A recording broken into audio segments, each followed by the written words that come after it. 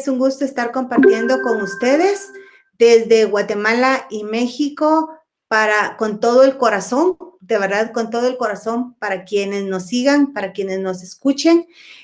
Hoy tenemos un agasajo para muchas familias y es nuestra querida Maritza Sánchez, quien es integrante de este equipo, pero cuenta con una chiquita hermosa que le cambió la vida, que le transformó la vida, que se le ha vuelto un arcoíris, no solo a ella, sino también a su pareja.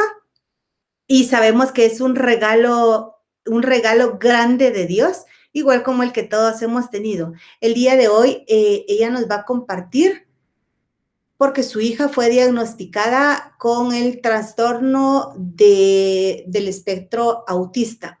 Según la Organización Mundial de la Salud, este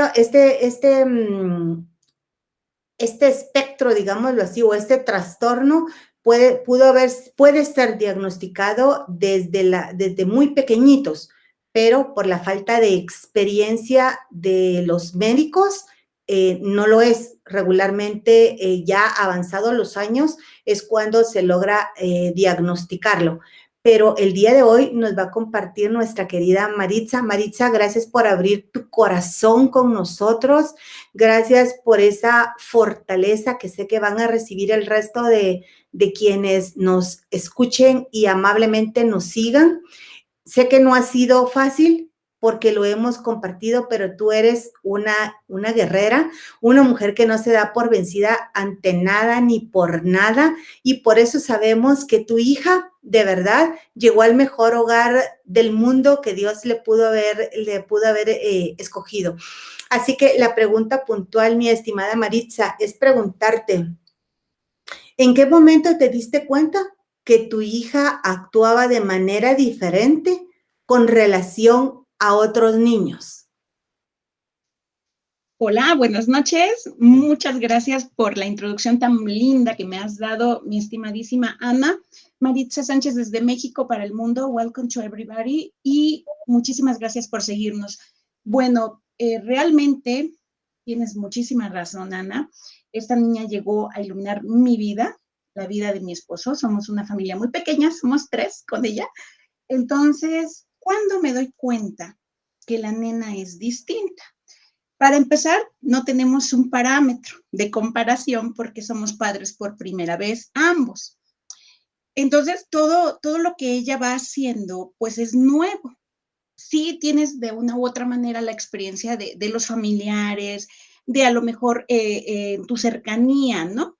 Sin embargo, todos, adultos, niños, somos distintos, actuamos de manera distinta. Pero hay un adentro en tu ser humano que siempre te da una alerta, ¿no? La primera como madre o como padres fue, no duerme. Es que los bebés toman su ritmo, van comiendo cada 2 horas, cada 3, cada 4, cada 6. ¿Y qué pasa si el bebé amanece hasta las 6 de la mañana? Entonces, se duerme a las 6, 7 y se despierta a las 12. Y dijimos, bueno, no está acostumbrada, ¿no? Bueno, pasó el tiempo. Oiga, médico, es que mire, nosotros contamos con la fortuna de que el pediatra que la recibe al nacer es el mismo hasta hoy día. Entonces, me decía, bueno, síguela observando y vamos a ver si en algún momento se modifica su horario ahora que te incorpores a trabajar después de los meses correspondientes a la maternidad. Vamos a ver si ella logra regular. Pues no sucedía, pasaban los meses, pasó el primer año, pasó el año y medio y la niña... ¿Tu sexto sentido te hacía sentir algo? Claro, yo decía, necesitamos ayuda profesional. Ya leímos en internet, porque internet está lleno de buena información, de mala y de una mezcla ahí bizarra, ¿no? Claro. Entonces, ¿qué haces como papá? Preguntas, oye, a los más cercanos, ¿no? ¿Cómo haces para dormir al bebé? Bueno. ¿Qué le haces? Ok. Vas a estar experimentando las experiencias de los demás, que apágale la luz, que platícale de la noche, ¿no? Entonces, es una serie de situaciones folclóricas porque es parte de nuestra cultura, ¿no? Hasta quien te dice, ponle una hojita de lechuga abajo de la almohada. No, esta se la comió, esta niña se la comía. Entonces, no era posible ir por esa vía. Cuando empieza a dar sus primeros pasos, lo hace muy temprano, lo hace alrededor de los 6, 7 meses y no era lo más adecuado que empezara a caminar. Entonces dijimos, bueno, más lentos. Ella empezó a balbucear igual a los 6 meses, a decir palabras. Sin embargo, el segundo o la segunda alerta fue su caminar. Su caminar empezó a hacer, sus primeros pasos empezaron a ser de punta. Totalmente de punta, totalmente de punta. Esto influye hasta el día de hoy en su balance, ¿no? Tú caminas de punta y tu balance no es el mismo a que tengas el pie sostenido en superficie plana, ¿cierto? Entonces, ese fue como el segundo, ¿no? La segunda alerta. Sí, también en las revisiones médicas, la punta, ¿no? Bueno, vamos anotando y ahí fuimos haciéndolo. Cuando logra caminar, lo hace un poco después del año. Al año ya daba sus pasos, pero no totalmente sola. Entonces fue al año, 4 meses que logra caminar, pero de punta. La punta en algún momento la deja y la retoma, la deja, la retoma. Pero es una característica, la punta. Los círculos. Empezó a caminar en forma de círculo por diversión, ¿no? Y vueltas para la izquierda, vueltas para la derecha, y ella seguía caminando. Bueno, finalmente al año y medio, año 8 meses más o menos, se nos hace la propuesta médica de descartar TEA, y es ahí donde empezamos. ¿Para ella tú sospechabas algo o todavía? Estas características yo ya las sospechaba, ¿no? No sabía yo qué, pero yo sabía que eran algo distinto, algo que hacía mi hija de forma diferente, ¿no? Yo no tenía un parámetro, yo no la comparaba con nadie, yo decía, estas son las características muy propias de mi hija, ¿no? Entonces, al año 8 meses, concertamos una cita para descartar TEA. Y ahí es donde emocionalmente, tengo que decirles, padres de familia, es un impacto muy fuerte, es del cual yo ya puedo hablar hoy en día. ¿Y por qué? Porque dices que es TEA y lo empiezas a buscar. Y empiezas a llenarte la cabeza de información errónea y de información que te aflige durante el tiempo en que esperas una cita y esperas el resultado y todo lo médico y todos los archivos que te van a solicitar y que son muy necesarios precisamente para esta situación. Cuando ella ya es diagnosticada con TEA y nos dicen que es el trastorno del espectro autista, que se manejan 3 niveles y ella está en el número 1, que es no asociado a la discapacidad intelectual, sino afectación a la parte social, afectiva y comunicativa, pues no tuvimos tiempo realmente de mortificarnos y de sentarnos a llorar. Porque aunque tienes la gana, y he de ser sincera, tienes la gana de llorar y de sacar y dices, ¿qué es esto? ¿Qué está pasando? A ver, espérame. Ocupo mi tiempo para hacer una planeación de qué voy a hacer para ayudarla a que obtenga las estrategias, las técnicas, las herramientas para que ella pueda subsistir, para que ella pueda lograr incorporarse, ¿no? Y aparte, fue diagnosticada en tiempos de pandemia. Esto no beneficia en nada porque si tiene afectación social y comunicativa, pues ¿cómo te comunicas si solamente estás con papá y mamá? Entonces, tuvimos un tiempo maravilloso. Para nosotros sí fue así como bendita pandemia que nos diste la oportunidad de estar con ella aquí en casa, de ver esas situaciones y de llevar todo al pie de la letra como nos lo han solicitado y un poquito más o mucho más, ¿no? Fíjense que hay algo muy interesante, cuando tú no tienes algo, se te desarrollan otras habilidades, ¿sí? Apenas empezaba a hablar y nos contaba del 1 al 5, del 1 al 10, y un día dije, te voy a enseñar hasta el 20, ¿no? Tenía año y medio, hasta el 20. Le digo, a ver, hija, entonces después del 20, sí, 20. Ah, bueno, 21. se me queda mirando y me dice, 22, 23, y se sigue hasta el 30 y nos fuimos hasta el 50 y nos fuimos hasta el 100. Ella antes de los 2 años ya contaba del 1 al 100. Claro, porque como no era la parte intelectual la que había sido afectada, ella en eso es súper habilidosa. Sí, sí, sí, ella puede tocar una calculadora, por ejemplo, un control de televisión, que son los aparatos que conoce porque no le damos celular, eso sí, he de ser clara, no le damos celulares, aunque sus clases de kinder son virtuales, ocupa una computadora, ella reconoce los números, ¿no? Ya para que los socialice es diferente, es muy diferente, pero los conoce. Aparte de esto, una de las características sorprendentes es la memoria asociada al sonido y a la parte visual. Es decir, puede ver un video de una canción infantil que le guste mucho. Si llama su atención, si cubre los requisitos para que le guste, porque es selectiva totalmente, los va a repetir, los va a aprender y los va a memorizar tal cual está el diario. ¿Sí? Entonces, fue una manera de ir aprendiendo y de ir trabajando el vocabulario.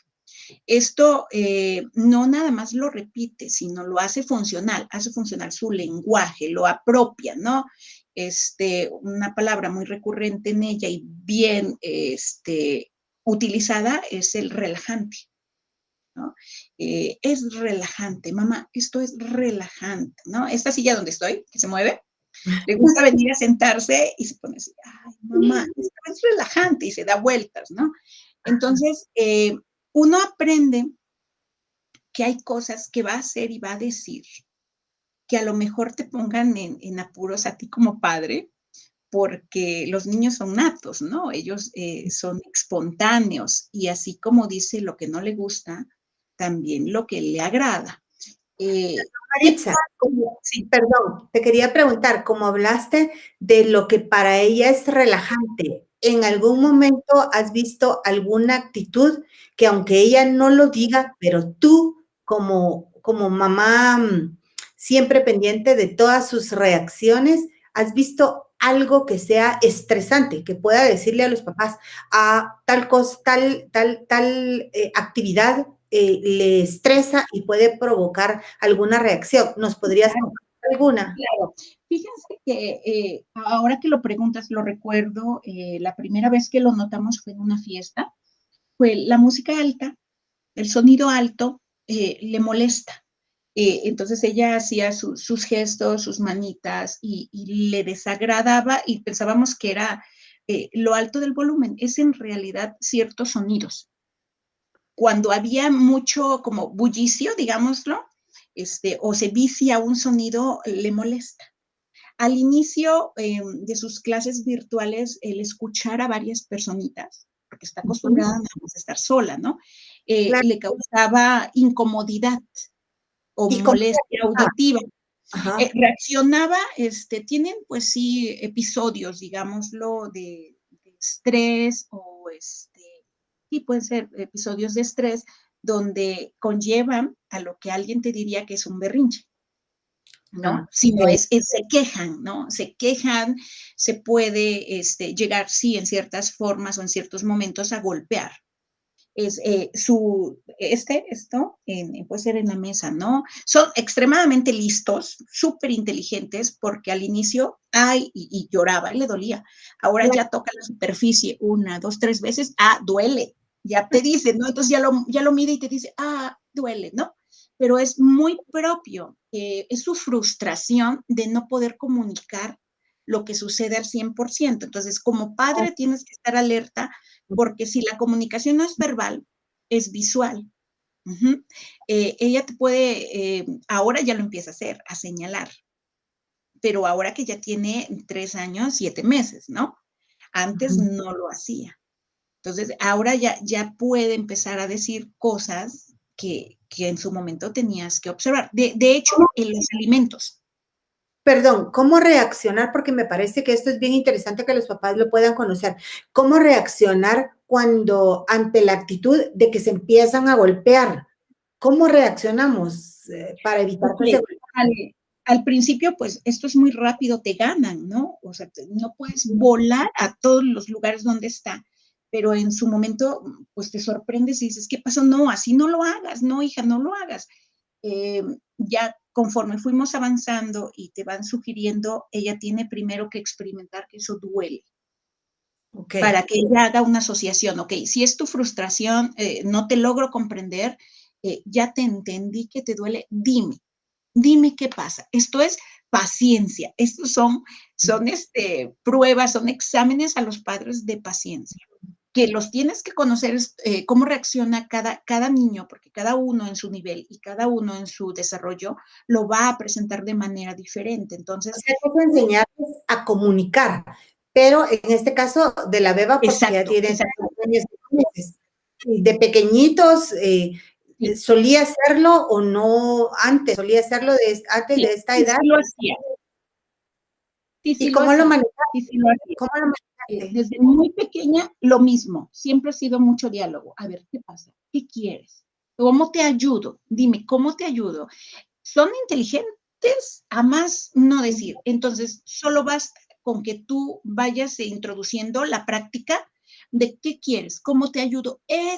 Recuerdo muy bien que no hablaba, y Ajá. para otros padres sería un berrinche. Para mí fue desesperante. ¿Qué quieres, hija? Dime. O sea, yo veía su frustración. ¿Pero qué quieres? Y lloraba. Y entonces en la mesita, ¿no? Se pegaba y le decía, a ver, ¿qué quieres, corazón? De esa. Ajá, ¿de esa cuál? Galleta. Fue la primera vez que dijo galleta. Y le Ajá. dije, perfecto, se llama galleta. Toma. Pero ojo, ¿cómo se los pronunciamos? Porque yo le dije, así como les dije, galleta, así lo aprendió. Oh, Galleta, o sea, lo separó silábicamente, ¿no? Ya hasta después le fuimos quitando esa parte. Pero ojo, si alguien más cuida a nuestros hijos, sea familia o sea personal de algún centro educativo, tenemos que comunicarles todo esto y qué hacemos para que lo puedan enfrentar, porque se sí. puede ocasionar una Este lesión. creo que va a ser Recordemos, un tema, perdón, este creo no que te va a ser oigo, mi un estimada. tema muy específico que vamos a pedirte nuevamente que nos aportes toda esa experiencia. ¿Cómo fue cuando la llevaste al colegio o a la escuela? Claro, Porque creo que va a ser mucho para los padres de familia y también para los docentes que amablemente nos siguen. Entonces, nos gustaría que nos dijeras qué otras características fueron las que tú fuiste descubriendo. claro, miren, primeramente, yo debo de agradecer que se le diagnosticó a mi hija a una edad en la que estamos haciendo situaciones extraordinarias en conjunto, padres, familia y médicos y escuela. O sea, esto es un conjunto maravilloso. Yo he visto, estaba revisando los documentos de la niña y va a ser un año en todo su proceso y el avance es enorme. Tengo que agradecer a su colegio. Fíjense que aquí fue orientación del médico que dijo, a ver, tiene que ingresar a una escuela, para no decir el término, porque hay términos que nos van a indignar. No, el doctor, el médico fue neurólogo mexicano, fue muy, muy atinado, muy sutil, pero es una escuela regular, una escuela Ajá, regular. Entonces nos dijo, busquen una escuela regular que les convenga a ustedes en muchos sentidos. El primero, el trato, que tengan un departamento donde se ha canalizado todo este tipo de situaciones médicas y neurológicas en este caso, que te quede una cercanía pues considerable, ¿no? A papá o a mamá o a quien la vaya a llevar y a traer. Y precisamente eso fue lo que hicimos. Bueno, ya teníamos nosotros en mente una escuela siempre, por si queremos verlo en relación a la distancia laboral de la mamá, en este caso yo, ¿verdad? Eh, hicimos una entrevista, con la directora de la escuela. Ella dijo, adelante, vengan. El día de la entrevista nos mandaron a casita por COVID, fue el 23 de marzo. Entonces, volvimos los dos vía electrónica, todo ha sido virtual, tuvimos entrevistas con los psicólogos de la escuela, teníamos ya un expediente, la niña fue pero, preinscrita. perdón. Perdón, mi estimada Maritza, como ya pasamos a la parte donde ustedes eligieron la escuela a donde iban a llevar a tu princesa, em, ¿qué características fueron las que ustedes tuvieron que tomar en cuenta para llevar a la beba a esta escuela? Ok, Porque primeramente, recuérdate que no, bueno, es decir, no sé cómo será en México, pero en nuestro país, en Guatemala, no hay como muchas escuelas específicas para atender a niños. Dijimos que íbamos a abordar capacidades diferentes, porque cada uno tenemos capacidades diferentes y así lo vamos a seguir manejando. Entonces, primero, ¿qué características fueron las que ustedes consideraron? ¿Y qué puede hacer un padre de familia que, como en Guatemala, no tenga la posibilidad de llevar llevar a su hijo o a su hija a un lugar donde sabemos que se va a trabajar con inclusión? claro, claro, claro, perfecto. Cuando las palabras mágicas del neurólogo fueron a una escuela o a un colegio regular, esto quiere decir público o privado, el que tú elijas. Claro. Aquí voy a ser clara. Así nos lo dijeron. Si a una escuela de educación especial asisten niños con características especiales, ¿qué va a aprender ese niño? A actuar y copiar la misma actitud de los demás. ¿Qué es lo más recomendable? Que sean integrados a una escuela estándar, a una escuela inclusiva. Acá en México antes teníamos o siguen existiendo algunos centros de educación especial, algunos. Sin embargo, en educación inicial o en la primaria ya tenemos escuelas inclusivas, así las están nombrando. Kinder inclusivo, donde pueden ir niños con TEA, niños con alguna otra situación, no nada más que afecte su parte intelectual, sino su motricidad y cualquier otro tipo de discapacidad. Pero en las escuelas que ya son inclusivas y son públicas, muchas de ellas, podemos tener acceso a la inscripción de nuestros hijos, claro, por supuesto. ¿Qué Pero di primero? en este caso, como tú la llevaste a una escuela regular, me recuerdo que dentro de lo que hablábamos, tú comentabas que en cualquier escuela, ya sea pública o privada, a donde se lleve a nuestros hijos, sin importar que tenga capacidades diferentes, llenan una ficha. Sí. Esa parte me parece muy interesante que nos la pudieras comentar, Claro. porque en nuestro país, que yo sepa, no se acostumbra. Creo que sería algo interesante, incluso para quienes nos escuchan y no tienen escuelas inclusivas, sino que deciden llevar a sus hijos a una escuela regular, puedan dar la sugerencia. Y si no se llena una ficha, que la puedan llenar, porque es importante que cuenten con toda la información de nuestros hijos. Yo diría eso, cualquier papá, sin importar que haya sido diagnosticado nuestro hijo o no, tenemos esa información que está en nuestro certificado de nacimiento, que nos dan un número, nos dan una calificación cuando nace nuestro hijo. Toda esa información nos la piden. ¿Cuántos kilos tenía cuando nació? La calificación, la talla del infante, las mismas preguntas que te hace el médico, ¿no? A los cuántos meses dijo su primera palabra, a los cuántos meses se sentó por sí solo, gateó, no gateó, que es importante, a los cuántos meses, años caminó. Y te van guiando con esta información. Nosotros la obtuvimos vía internet y después dimos todo el expediente médico y ahorita que fue la primera evaluación, digamos, lo de septiembre a finales de noviembre, la Secretaría de Educación, porque lo primero fue por parte de la escuela, lo segundo por parte de la Secretaría de Educación, envían la misma ficha y añades más información.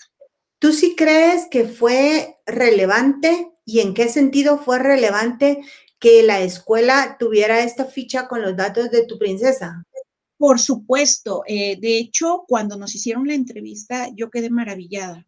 porque la niña estaba aquí sentada con nosotros y hacían las preguntas y la psicóloga estaba observando a la niña. Ujú. Entonces, él le hablaba y todo. Entonces, se va teniendo un expediente que ellos nos dijeron, la escuela nos dijo, esto es maravilloso, ella ingrese con un expediente y que ella ya viene pues diagnosticada, porque muchos de los casos se diagnostican ya estando dentro de la escuela, que Así es es. al convivir con el resto de los niños cuando sobresale alguna situación extraordinaria o una característica diferente, que es ahí ya en el momento de la convivencia, ¿no? O se regula algo diferente también puede ser. Uh-huh. Muy bien. Te preguntaba cómo había, no sé cuánto tiempo antes de la pandemia, todavía tu princesa tuvo la oportunidad de compartir con el resto de sus compañeritos. Ah, ok. Ella nunca antes de pandemia había ido a un centro escolar. Ah, ok, todas Porque era chiquita. Yo la cuidé hasta los 3 meses después del parto. Tuve mis días oficiales, no laborables.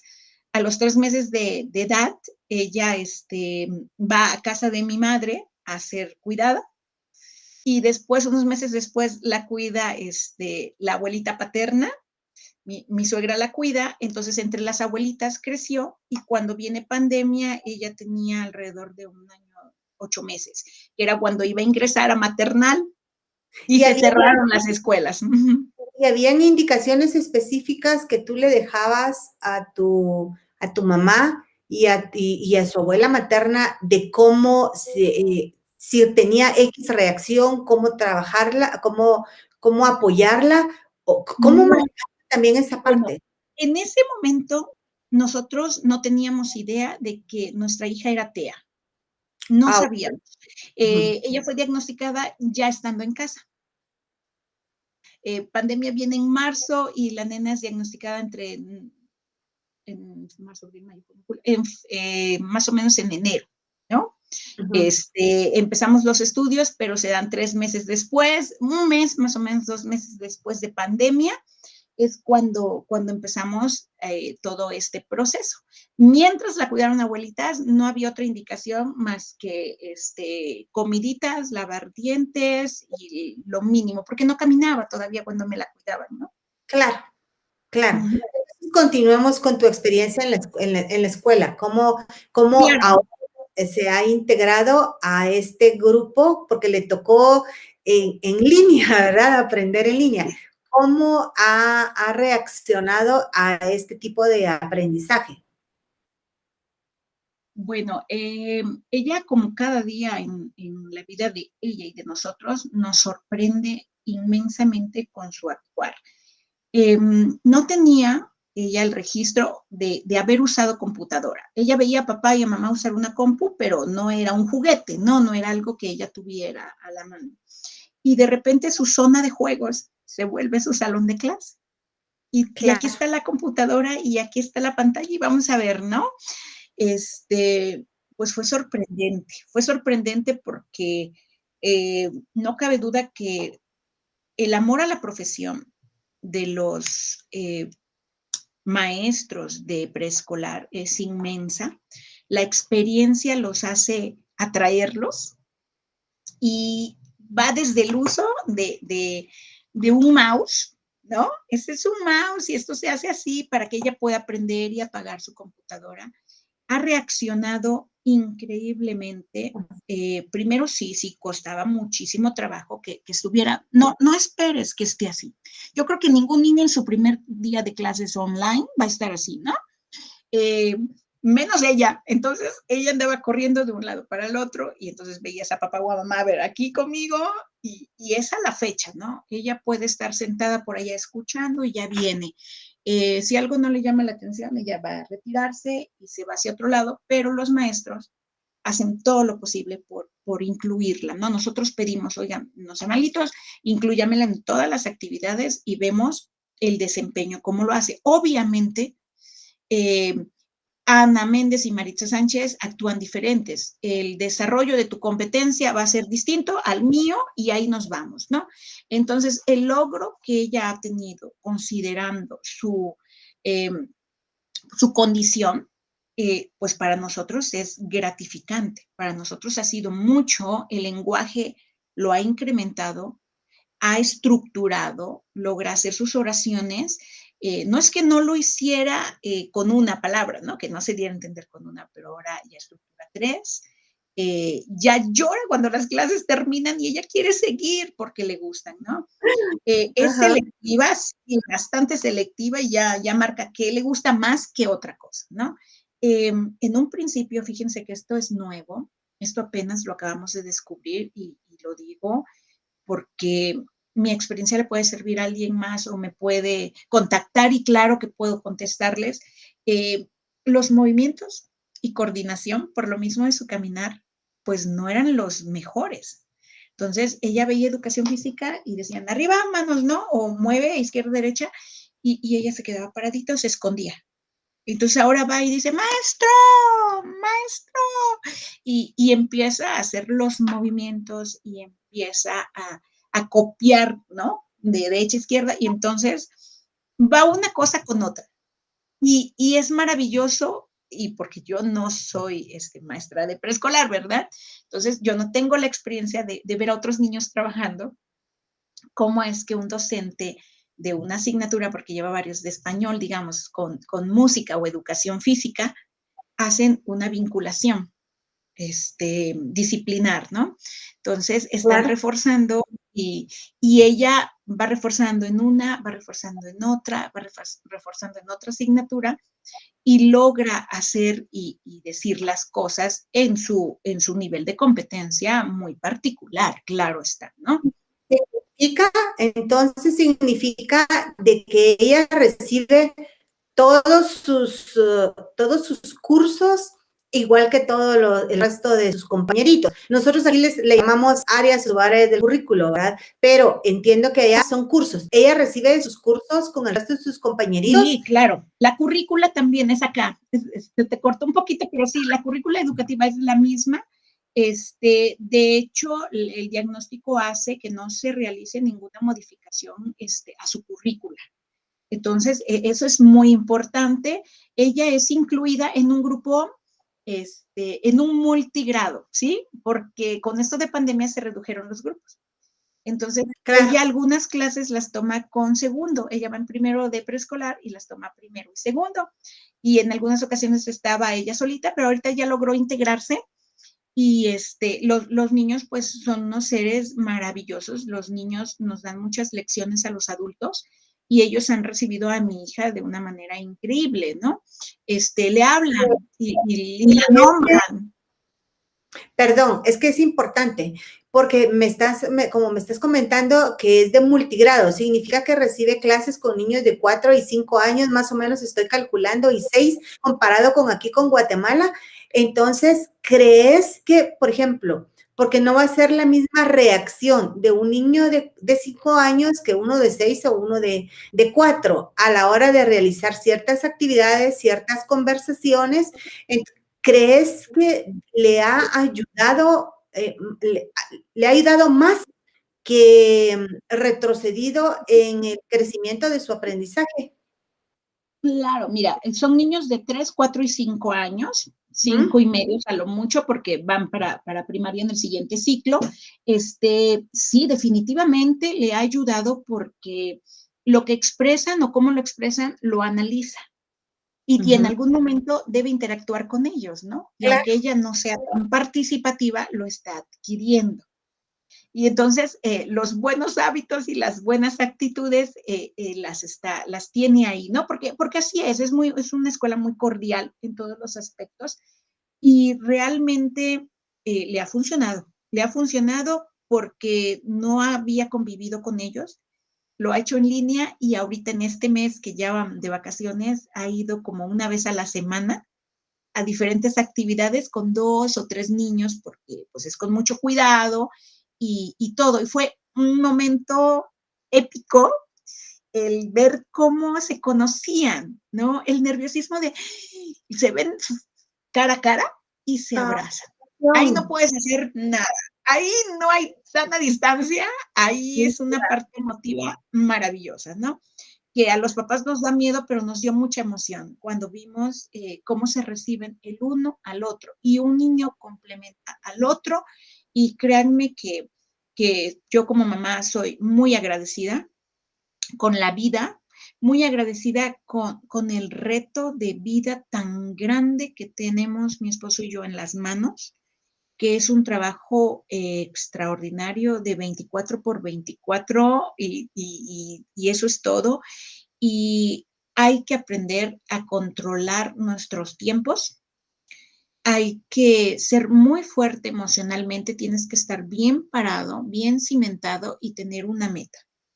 La meta es ayudarlos a crecer de la mejor manera, que ellos se conozcan a sí mismos, que ellos sean capaces de saber cuándo les molesta algo y te lo transmitan de una u otra manera, para que tú sepas cómo ayudarle, ¿ok?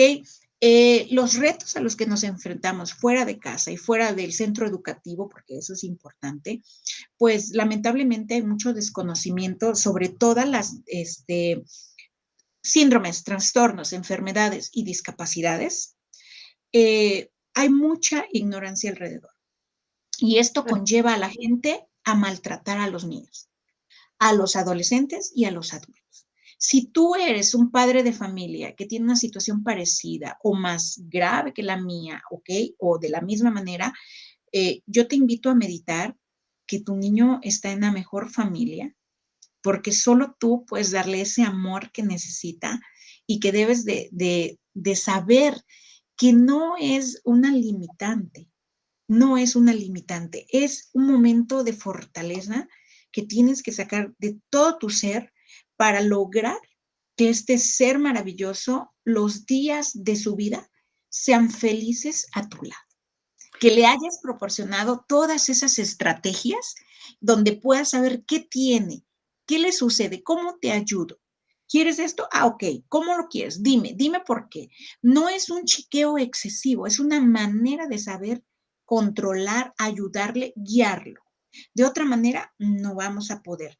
Cuando tú, persona que no padeces estas situaciones, veas en la calle un niño que grita, que a lo mejor se está revolcando, como decimos aquí en México, retorciendo de la mano del padre, observa. Puede ser un berrinche derivado, sí, de un trastorno como el que padece mi hija. Y un berrinche como los conocemos, una pataleta en otros lugares, pues no es la misma. Y no le va a durar el mismo tiempo, le va a durar más. Y a lo mejor te llegue a agredir o te va a arañar, es parte de lo mismo. Por favor, seamos conscientes, leamos un poquito y entendamos que si somos los que lo padecemos y ya somos adultos o somos adolescentes, hey, no pasa nada, somos diferentes, pero somos, como nos lo dijo el neurólogo, y lo voy a citar, son los seres humanos que están cambiando al mundo. Son la generación que viene a hacer un cambio radical. Entonces, estoy con todas las familias que tienen una situación como la mía, que es diferente, que es distinta. En estos momentos, yo agradezco a la vida, de verdad, que puedo hablarlo, que no estoy con lágrimas, no porque no lo sienta, sino porque ya lo hice una fortaleza, como bien lo decía Anita cuando me presentó, y yo creo que esto no es nada más algo regional, no es nada más de una enfermedad, de un trastorno, de un síndrome, son muchas las situaciones que nos pueden afectar y a lo mejor no somos los papás, pero somos los tíos, somos los padrinos, somos los amigos y somos el contexto en el que estas criaturas están creciendo, desarrollándose. Entonces no estamos solos, hay comunidades muy, muy buenas que nos podemos hacer compañía y así como estamos platicando esto, lo mismo con medicinas, las medicaciones y todo esto se vuelve un lenguaje universal. O sea, mi querida Maritza, para concluir, podríamos decir de que lo más importante para un niño con capacidades diferentes, en este caso, estamos hablando específicamente de la situación del trastorno que fue diagnosticado a tu hijo, que se necesita mucho amor, mucha observación hacia nuestros hijos con respecto a las actitudes o reacciones que puedan tener, que si no las entendemos, no creamos siempre de que es un berrinche como pues suele toda la gente decirte, dale un paletazo, dale una nalgada, enciérralo en el cuarto, pero realmente cuando vemos las diferencias de las que tú ya hablaste, lo ideal sería buscar apoyo con alguien que sí pueda aportarnos al tema y no maltratar a nuestros hijos físicamente ni verbalmente, porque en lugar de fortalecer su autoestima, estaríamos provocando pues un niño inseguro, un niño que quizá haga más berrinches de los normales o reaccione de formas diferentes. Entonces concluimos esta entrevista, que no va a ser la única que vamos a tener contigo, mi querida Maritza, porque hay muchísimo que aportar, porque ya lo hemos hablado. Por favor, a quienes nos escuchan, padres de familia, mucho amor, estar pendiente mucho de lo que es de las reacciones de sus hijos, busquen ayuda, únanse como pareja, como si tienen más hijos, con el resto de los hijos, para ver de qué forma pueden apoyar a su chiquito. Me quedo con lo que dice Maritza, que estos niños vinieron a transformar, a revolucionar este mundo que ahora estamos viviendo y que debemos aceptar que somos un mundo lleno de diferencias, porque antes de esta entrevista precisamente hablábamos con Maritza que sus capacidades, habilidades y competencias son totalmente diferentes a las mías y diferentes a las de mi estimado Leopoldo. Leonel, perdón, ya le estoy cambiando el nombre, mi estimado Leonel. Así que muchas gracias, esperamos que lo compartido el día de hoy pueda ser si no de mucha, un poquito de ayuda, porque continuaremos entrevistando a madres de familia con diferentes, que tienen hijos con diferentes habilidades, y también a especialistas, a docentes, para que todos tengamos un panorama muy extenso de lo que eso representa, la inclusión. Así que muchas gracias por su atención y por favor, ya pronto escribiremos dónde se pueden comunicar y vamos a estar compartiendo direcciones donde desde México les pueden ayudar, desde Guatemala donde se les puede ayudar, y será un gusto seguir compartiendo con ustedes. Buenas noches y gracias por su amable atención. Y de igualmente